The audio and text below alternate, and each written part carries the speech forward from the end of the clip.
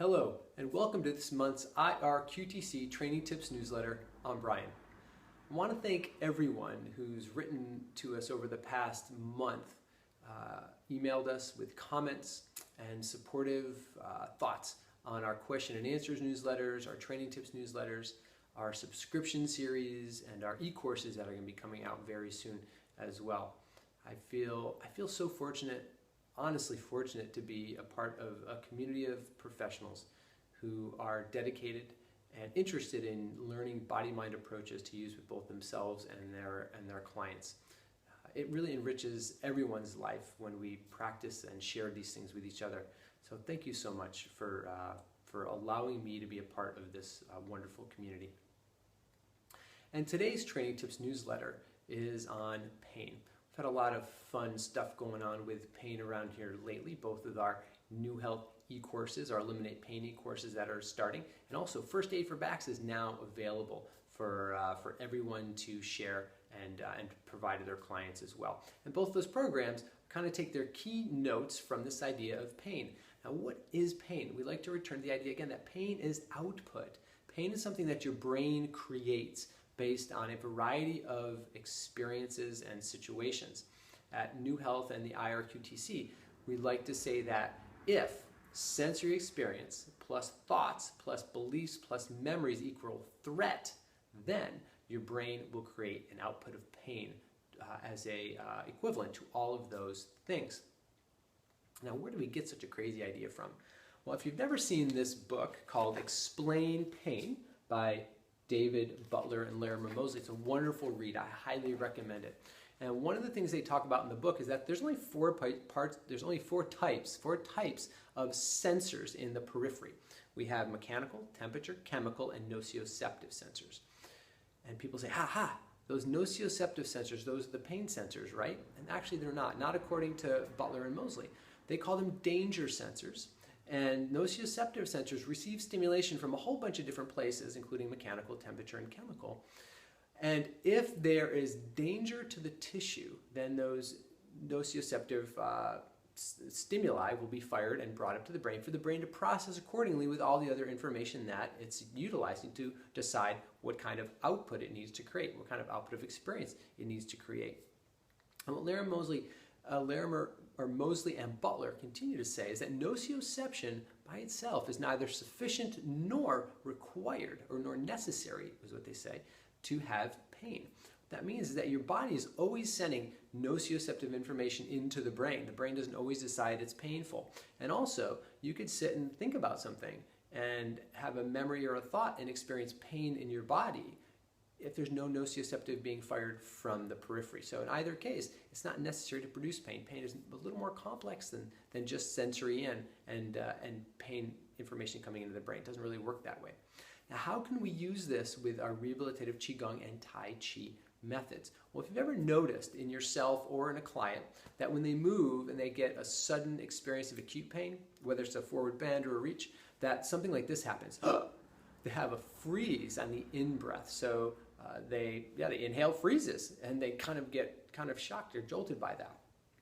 Now, in contrast to that, you might remember that one of the rehabilitative Qigong and Tai Chi methods we use is developing long, slow, and continuous exhales. So with cloud hands, it would look like this, and then long exhale, inhale, long exhale. I'm doing this through my mouth just so you can hear it. You could do it through your nose as well.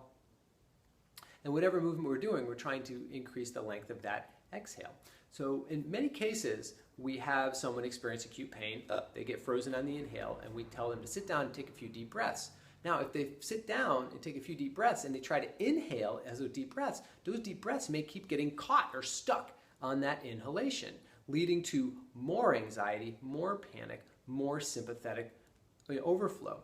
And by the way, that shortened inhale breath is a reflexive response that goes along with that experience of pain. So once your brain has decided something is painful, a whole bunch of motor cascades happen in the body. It's always sensory in, motor out, right? It's always sensory in, motor out. And so that shortened inhale is simply one of the motor processes that happen as a part of a reflexive response to your brain saying, hey, this is threatening, it's pain, and it sends out this, it basically says pain, and a whole bunch of things happen. If we're stuck in that situation, that inhaling, and we're trying to inhale against that barrier, we actually just create more pain in our bodies.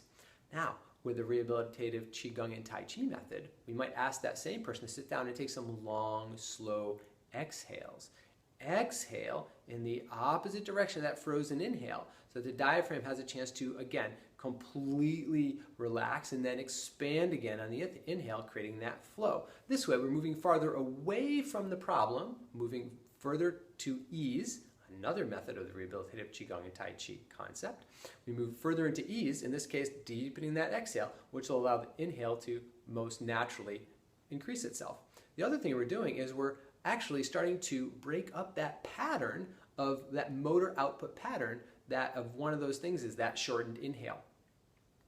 So that's what we can do in an acute situation, is have that person get their body safe first, get in a safe position. That's going to pacify the nervous system, and then focus on those long, slow exhales to start to repattern the body processes or motor processes, which will inform the brain that, hey, maybe you don't have to decide that something's painful right now.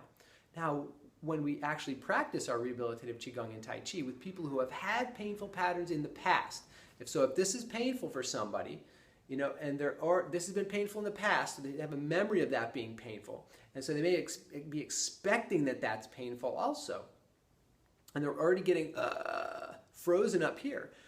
Rehabilitative Qigong and Tai Chi, remember, we automatically long exhale. Empty, empty, empty, empty, empty, empty, empty, empty, slow, smooth, continuous, and then the inhale coming back. Whether it's bending forward, whether it's reaching overhead, whatever painful pattern people have been accustomed to having pain in, a pain experience in, we begin to move into those same varied patterns with either part of the wild horse's mane, or brush knee, or cloud hands, or a gathering, or lymph pump, you name it. We have so many different ones that we can access. And we've got the spine and lower extremity program coming out very soon now. Also, forward bending and reaching for spine pain, but we always now have that exhale correlated with the movement.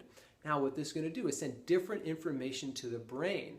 And the brain now may indeed decide that because the information coming is different, that the output doesn't have to be painful after all. We start to just kind of repattern what we want in terms of output.